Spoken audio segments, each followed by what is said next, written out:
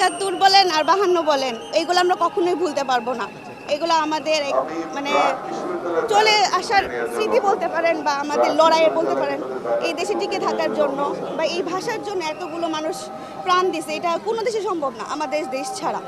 এটা আমরা কখনোই মানে অমান্য করতে পারবো না, ভুলতে পারবো না। দিদি, একটা প্রশ্ন করতে চাই, আপনি তো আপনার ছোট শিশুকে নিয়ে আসছেন, ওকে আসলে এখানে নিয়ে আসার কারণ কি? ও আসলে ওর মধ্যে আসলে ইতিহাসটাকে কি জানানোর জন্য এখানে নিয়ে আসেন? জি, আমি ওকে এখানে নিয়ে আসছি কারণ ও এইসব যে আমাদের জন্য যারা আত্মত্যাগ দিয়ে গেছে ওদের ব্যাপারে ও জানতে পারে, এটার জন্য। আর ওদের প্রতি যে আমাদের শ্রদ্ধা, ওটা যদি ও এখানে না আসে ও বুঝতে পারবে না। আমাদের দেশটা হচ্ছে একটা ভাষাভিত্তিক জাতিরাষ্ট্র এবং তার অনুপ্রেরণা হচ্ছে ৫২।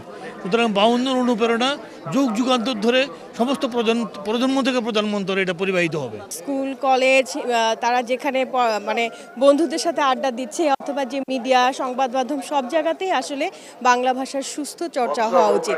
বাংলা ভাষাকে আমরা এখন যেমন অন্য ভাষার সাথে মিশিয়ে অথবা খুব বিশ্রীভাবে যে চর্চা করতেছি, এটা অতি সত্বর বন্ধ করা উচিত। এবং আমরা মনে করি যে আমরা সর্বক্ষেত্রে খুব সুন্দর করে বাংলাকে উচ্চারণ করব এবং বাংলাকে ধারণ করব এবং গর্ববোধ করব বাংলা ভাষাকে। এবং এটা আমরা আমাদের তরুণদেরকে বোঝাবো যে বাংলা ভাষাটা আসলে আমাদের নিজেদের ভাষা, এটাকে আমাদের ধারণ করতে হবে।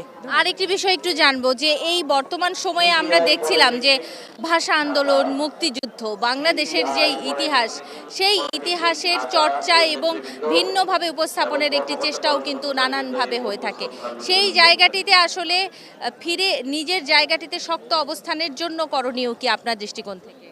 এটা তো আসলে খুব অশান্তিকর অবস্থা ছিল কিছুদিন ধরে। তো আসলে আমি বাঙালি, আমি মুক্তিযুদ্ধ বিশ্বাস করি, তারপরে আমি মুক্তিযুদ্ধকে ধারণ করি, এটা বলতে আসলে অনেক দ্বিধা ছিল।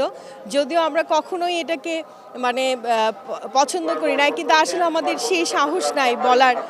আমরা তো খুব সাধারণ মানুষ, আমরা যখন যেটা মানুষ করে যাচ্ছে আমাদের বড়রা, আমরা তাদেরকে প্রতিবাদ করি না, কিন্তু মন থেকে আমরা সবসময় এটাকে তীব্রভাবে ধিক্কার জানাই। এবং আশা করি যে বাংলাদেশের মানুষ সেটা বুঝিয়ে দিয়েছে যে ভাষা, তারপরে ভাষার জন্য যে যুদ্ধ, মুক্তিযুদ্ধ, এটাকে আসলে বাঙালি সারা জীবন ধারণ করবে। যতদিন বাংলাদেশ আছে ততদিন এই ভাষা থাকবে এবং মুক্তিযুদ্ধ নিয়ে কোনো রকম দ্বিধা আমাদের মনে কখনোই কাজ করবে না। আমরা হয়তো প্রতিবাদ করতে পারি না, কিন্তু আমাদের যখন সময় আসবে তখন আমরা ঠিকই প্রতিবাদের ভাষা আমাদের মতো করে আমরা দিব।